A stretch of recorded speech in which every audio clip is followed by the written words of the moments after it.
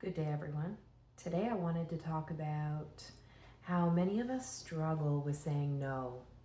And when we do, we end up feeling really guilty. And where this comes from, and how we can start to change the way we look at saying no, and how to not feel so guilty in these instances. And I want to let you know, first off, that I think most of society, at least where we are from, and many people that I have spoken to in general in life, including myself, have a challenge with saying no and at the same time feeling guilty about it if we do.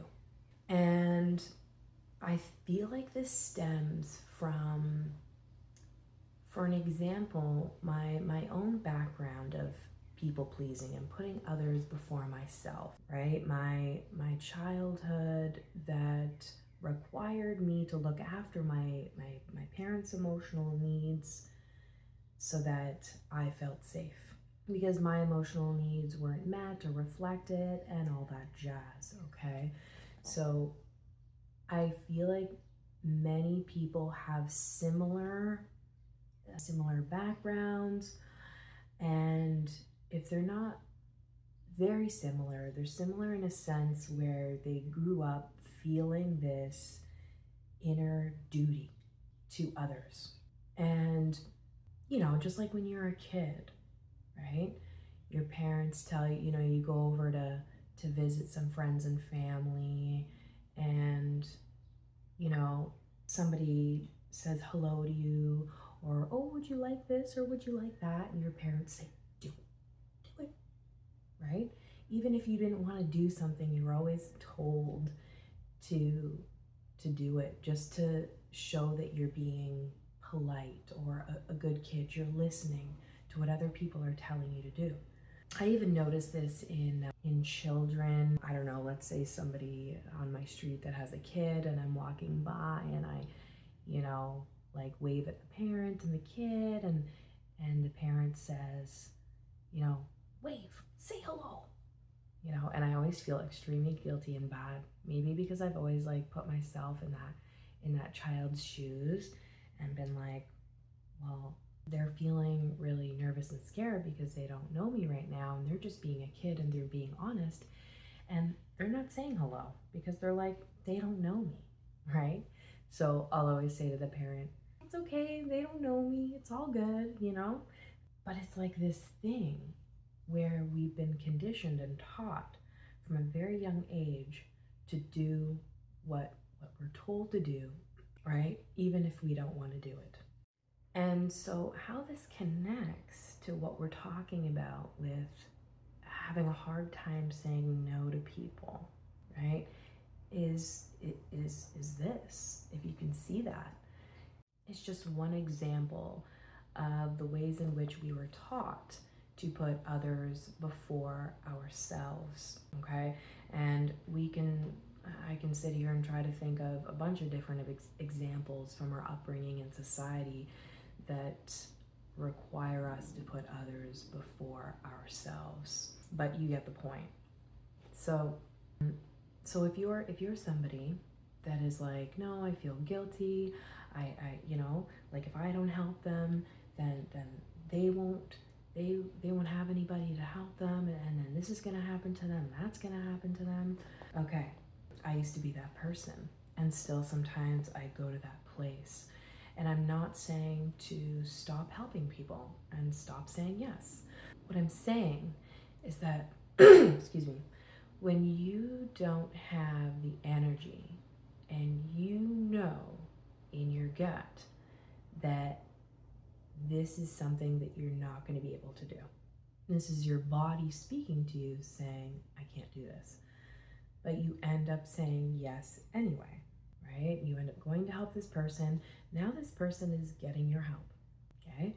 But in the sacrifice of your energy, your health, your well-being, and all of that, now after you've gone to help that person, now maybe you end up getting sick, or you're super tired and you can't go to work the next day because you ended up exerting the rest of the energy that you had helping this person instead of using that energy to take care of yourself and prepare for the next day where you had to go to work or do something for yourself. So you see, my point here is that you are sacrificing yourself for other people.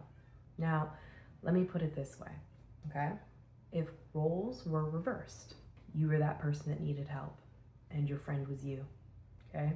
And you were asking them for help, and you ended up finding out that they helped you even though they barely had any energy left, and the next day they weren't able to go to work, like you found out somehow. How would that make you feel as a friend? I would be like, why didn't you say no? You didn't have any energy, barely any energy for yourself. Why'd you give it all to me? You should be looking after yourself, right? So when we think about it like that, kind of helps us to perceive the situation from a different angle, right?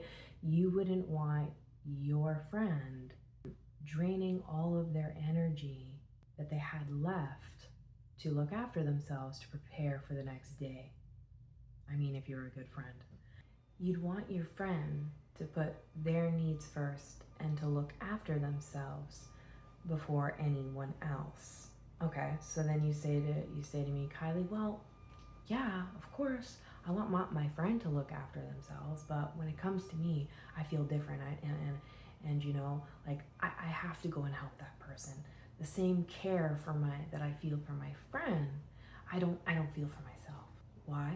Right? And what are you modeling? Like if you have children, especially, or even just your friends, or modeling to anyone, what are you showing to other people?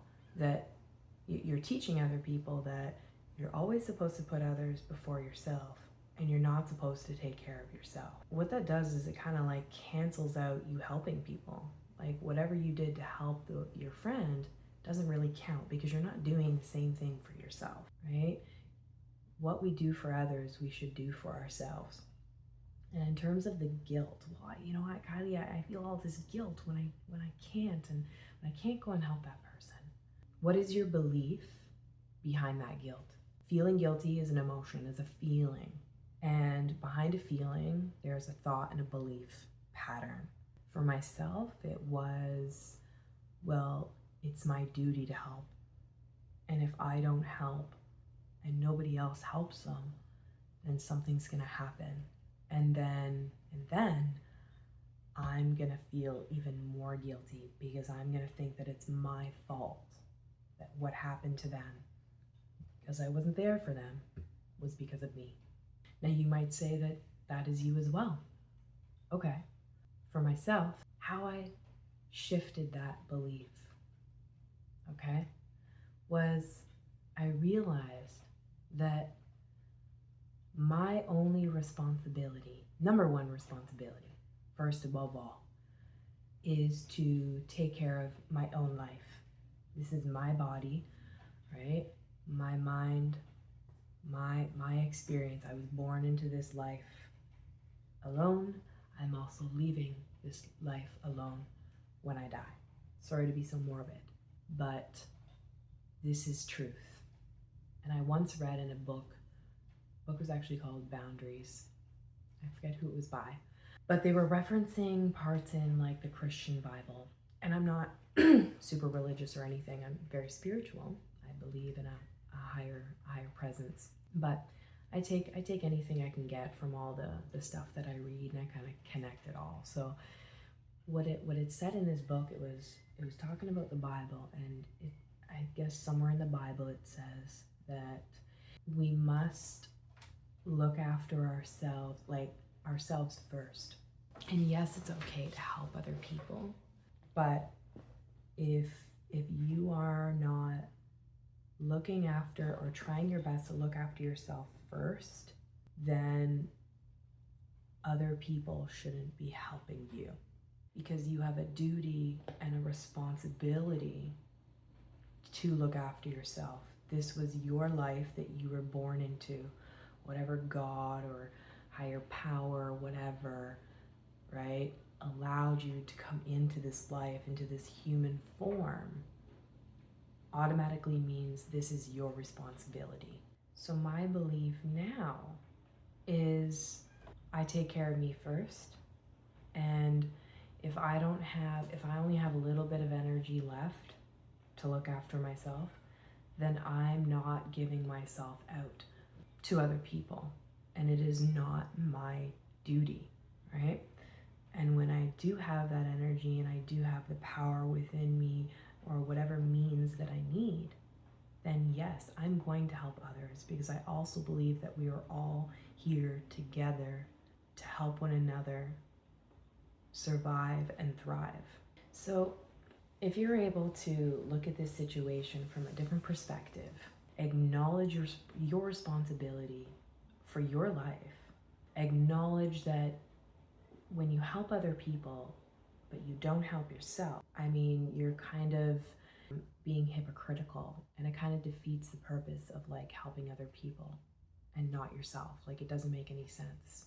And if you're also able to acknowledge, well, what's my belief behind this feeling of guilt?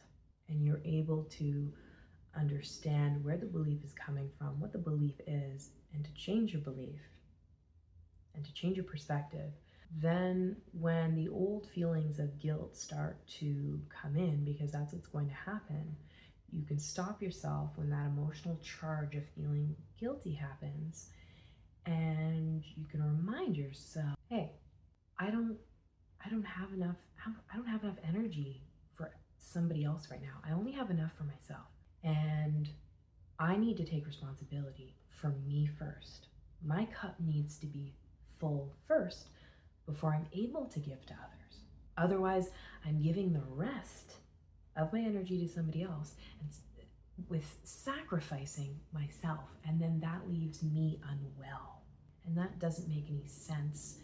And I believe that to not be the right thing to do for me or that person, because I'm also being untrue or dishonest to that person while I'm helping them. They might think that, oh, wow, this person has all this energy and is coming to help me. They're so nice. But maybe what if they find out that I gave them, like I said earlier, the rest of my energy, and I ended up feeling not good and not going into work the next day? They'd be like, well, why'd you help me? You should have said no. And then you, in turn, sometimes make the people that you helped feel bad, which also is not fair. Okay?